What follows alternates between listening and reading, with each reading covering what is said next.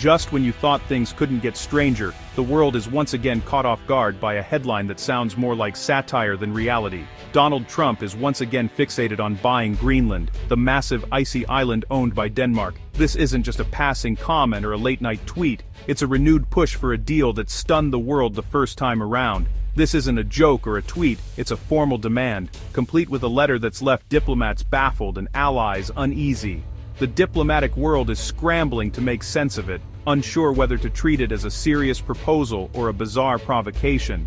Trump's vision: golf courses, hotels, and untapped resources beneath the ice, plus a strategic Arctic foothold. He imagines transforming the frozen wilderness into a playground for the rich and a treasure trove of minerals, all while boosting America's influence in the Arctic.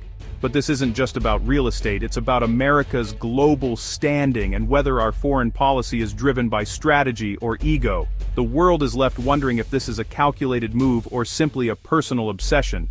The letter reportedly questions Denmark's right to own Greenland, demanding total control. It's a move that challenges international norms and puts centuries-old alliances to the test. It's like your neighbor insisting he now owns your backyard, for security reasons. The analogy might sound absurd, but it's not far from how this is playing out on the world stage. Trump first floated this idea in his previous term, and Denmark laughed it off. The world saw it as a punchline, not a policy. This time, the tone is darker and more aggressive. The laughter has faded, replaced by concern and confusion among world leaders. The world isn't laughing anymore.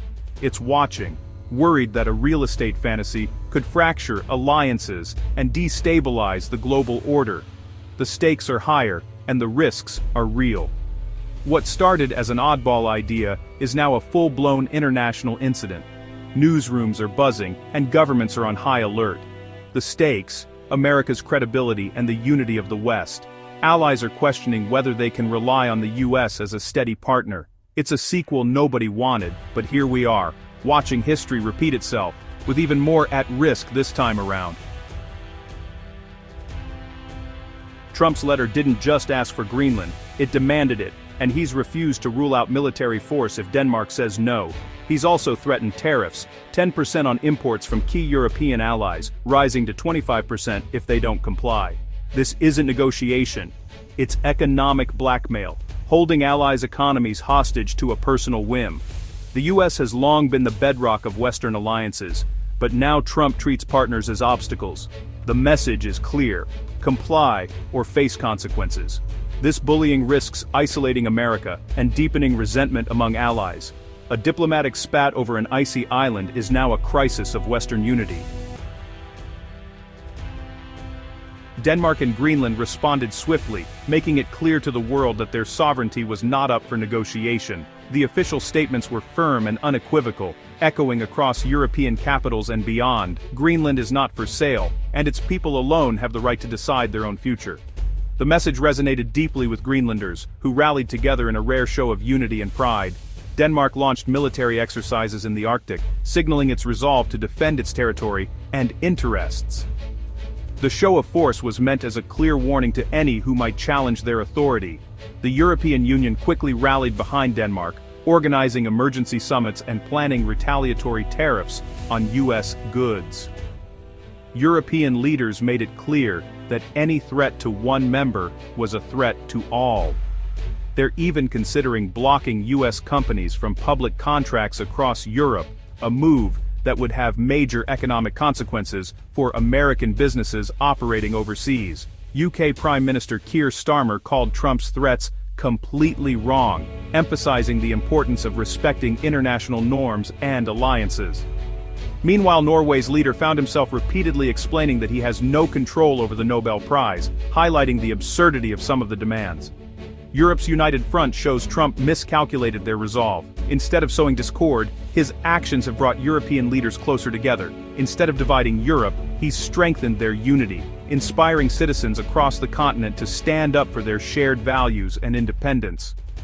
The crisis has become a defining moment for European solidarity, with people and politicians alike reaffirming their commitment to each other. Trump's pressure has backfired, forging stronger bonds among America's closest allies, and reinforcing the transatlantic partnership. The message is unmistakable. Europe won't be bullied, and its unity is now stronger than ever.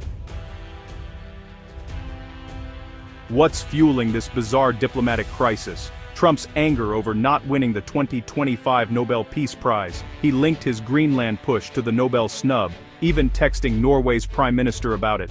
After Venezuelan opposition leader Maria Corina Machado won the prize, she presented her medal to Trump, but the Nobel Committee said it's non-transferable. For Trump, this was the ultimate insult, and now he's lashing out. Foreign policy is supposed to be about national interests, not personal grudges.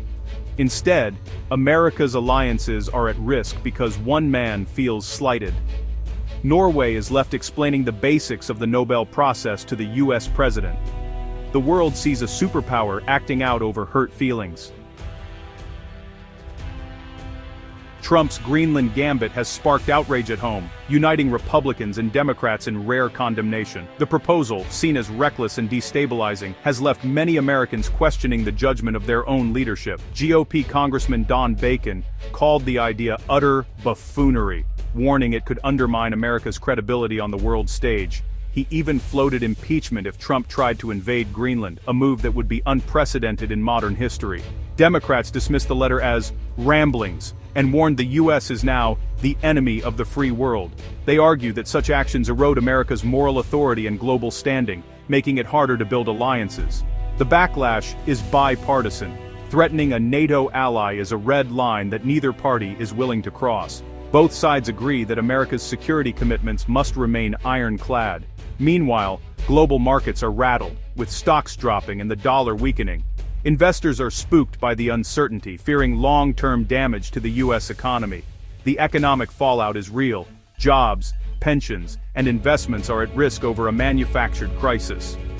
Everyday Americans are left wondering how political chaos will impact their futures. And who benefits? Russia, watching the West divide itself and seize up with internal strife, stands to gain the most from this chaos. The Kremlin couldn't have scripted it better. Russian officials are quick to exploit the discord, amplifying divisions for their own strategic advantage. The biggest threat to our alliances may be coming from within, as trust between the US and its partners begins to fracture under the weight of political turmoil. The idea that the US could buy or seize Greenland is pure fantasy. International law and national sovereignty make it impossible, especially with a democratic ally. Greenlanders have their own government and identity. They're not a commodity. Even the US military presence there is based on partnership, not force.